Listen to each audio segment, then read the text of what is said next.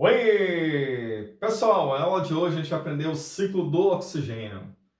O oxigênio, ele é o gás, né, que na forma O2, ele é um gás, né, que está lá na forma molecular dele, o O2, que é o oxigênio que nós respiramos.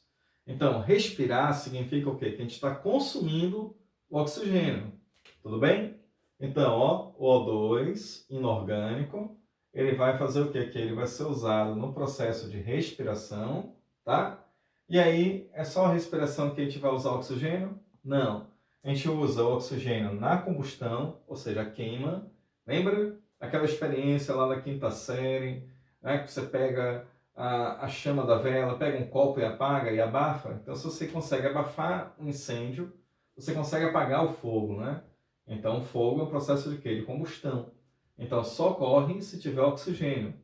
O oxigênio, nesse caso, é um gás que a gente chama de gás comburente. Então, numa reação de combustão, o oxigênio é o comburente que faz com que o combustível entre em combustão, certo? Então, o oxigênio é consumido na respiração, na combustão e na decomposição, que a gente chama de decomposição aeróbica, que é feito por bactérias aeróbicas. Então, tem que ter oxigênio para que ocorra essa decomposição. Tudo bem? Então, 3 processos absorvem oxigênio. E olha aí, galera, ó, um só que vai produzir, que vai ser o quê? A fotossíntese. Tudo bem? Então, a fotossíntese vai ser o processo que vai produzir a maior parte aí desse oxigênio. Existe outro processo também que algumas bactérias fazem, chamado de quimiossíntese. Algumas bactérias, então, conseguem fazer essa quimiossíntese e também produzir oxigênio em menor escala, mas a maior parte desse oxigênio vem de onde? Vem da fotossíntese. Agora, o que é mais importante é pensar assim, ó, a maior parte do oxigênio não vem da floresta, tá? Então, não é a floresta, não é a árvore que está produzindo o oxigênio. Em aulas anteriores, nós aprendemos o quê? Que só a folha de uma planta é que está fazendo fotossíntese. Só a folha, ela é verdinha, tá? Caule e raiz, ó, é feito de outro tipo de célula que não tem clorofila, mas são células vivas que estão respirando oxigênio. Então, quer dizer que no caso da planta, a planta produz oxigênio, ó, caule consome, raiz consome e a própria folha que produziu consome também. Então, por isso, a gente tem um saldo, tá? Que esse saldo é só um pouco que fica na atmosfera. No entanto, existem umas microalgas lá nos oceanos que são chamadas de fitoplâncton. Fitoplâncton. Então, esse fitoplâncton é que produz 90% do oxigênio da atmosfera. Olha que fantástico, 90%. Então, a maior parte do oxigênio que existe na nossa atmosfera, olha aí, a origem dele é os oceanos através dessas microalgas que a gente chama de fitoplâncton.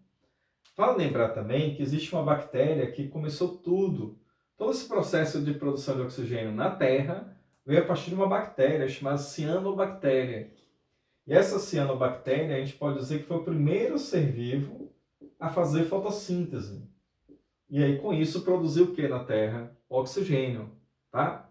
Então, que fantástico, o primeiro ser vivo, então, a produzir o oxigênio foi essa bactéria. Então, por isso, é super importante, tá? E você tem que gravar o nome dela. Então, a cianobactéria foi a bactéria que pela primeira vez lá na atmosfera ainda, né? Redutora, né? Uma atmosfera asfixiante que existia, sem oxigênio, e que passa a ter com a chegada dessa bactéria na Terra, tá? Bem, vamos lá. O oxigênio, o que acontece com ele na atmosfera? Uma parte desse oxigênio ele reage com a radiação ultravioleta. Lembra a radiação ultravioleta que o Sol está mandando para a Terra? Uma parte dessa radiação ela se choca com o oxigênio e aí o oxigênio é O2. O que quer dizer O2? Duas moléculas, né? Então O mais O. Então o que acontece? A radiação ela consegue quebrar isso aqui, ó, e separar O de O. Aí mais tarde a própria radiação vem junto, O2 mais O. E isso vai produzir quem, gente? O O3. Então, quem é o O3? É o ozônio. Então, esse gás ozônio, o que acontece com ele? De novo, ele sofre um processo ó, de quebra, produz O2 e óleo novamente, e aí fica um ciclo, certo? Um ciclo, digamos assim, que fica em equilíbrio. E esse ciclo, então, que vocês estão vendo, é o que a gente chama de camada de ozônio. Então, o que é a camada de ozônio? É uma camada reativa de ozônio. Oxigênio, ozônio. Oxigênio, ozônio. E aí, essa camada de ozônio, de uma certa forma, ela protege a gente de uma radiação ultravioleta super violenta aí, tá? Então, existe 3 tipos de radiação ultravioleta. A radiação VA, o VB e o VC. A radiação UVA é aquela que ela é, digamos assim, um pouco fraca. A UVB é um pouquinho mais forte e a UVC ela é super forte. Então, olha só, quero que vocês prestem atenção nisso aqui, ó. A força de uma onda tem a ver com o comprimento dela, o comprimento da onda. Então, essa onda aqui ela tem um comprimento menor, tem alta frequência. Então, essa UVC ela é um comprimento de onda de alta frequência. Então, com isso, é super danoso para os tecidos, super danoso para as células, que vai provocar mutação, tá? Então, quer dizer que se não existisse a camada de ozônio, o que aconteceria? Essa UVC penetraria na Terra e assim nós aqui na Terra teríamos o que aqui? Uma alta incidência de efeitos de câncer de pele. Então, câncer de pele, ó, aí devido 5 minutos de exposição a essa UVC. Tudo bem? Então, a UVC ela não entra na Terra porque existe o que? A camada de ozônio. Então, essa camada reativa, oxigênio, ozônio, tudo bem? Olha aí, é que nos protege desses raios ultravioleta que poderiam provocar câncer. Então, vamos lá? UVC, lembra assim, UVC de câncer. Ó, UV, câncer. UVC, tá? Então, por que que ela não entra? Ela não entra porque existe a camada de ozônio. Então, pelo meu desenho, quero que vocês prestem bem atenção nisso aqui, ó. Foca aqui para vocês verem, ó. Reparem, ó, a radiação como vem aqui, baixo comprimento de onda, alta frequência. Aí acontece o que aqui? Quando passa pela radiação, pela camada de ozônio, aumenta o comprimento da onda. Aumentando o comprimento da onda, olha aí, você deixa de existir a UVC.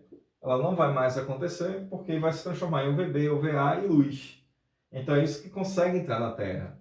Aí a Terra devolve isso para o espaço na forma de raios de raios infravermelhos. Então esses raios infravermelhos que é a radiação de calor. E é esse calor então que vai gerar o efeito estufa, que fica aquela história de bater e voltar, bater e voltar, bater e voltar. É isso que seria o que aqui? O efeito estufa que o CO2 e o metano fazem, certo? E a camada de ozônio, ela está um pouquinho antes dessa história toda aqui, ó. E fazendo o que aqui? A questão da penetração da luz do Sol.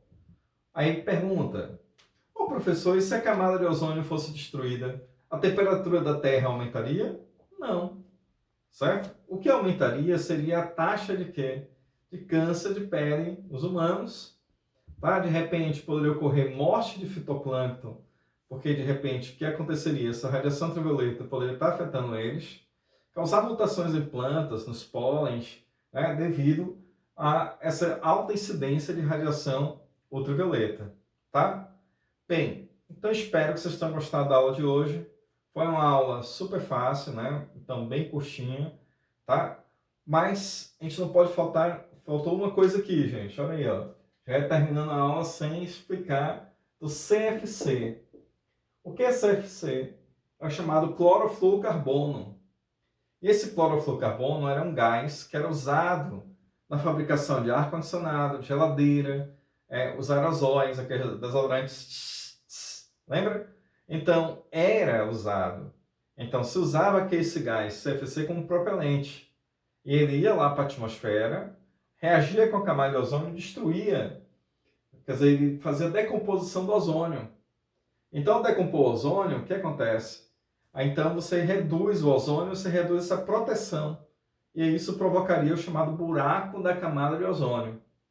Então, logo depois da Eco 92, aqui no Rio de Janeiro, um encontro da ONU em vários países, então eles entraram em acordo e depois de alguns anos proibiram o uso do CFC. O CFC foi banido, tá? E hoje se usa outro gás, que é o butano, que é o gás de cozinha, nesses propelentes. Então, quer dizer que quando você usa lá um desodorante aerosol, né, você está usando que ali gás de cozinha e perfume, tá? Para poder fazer esse do spray.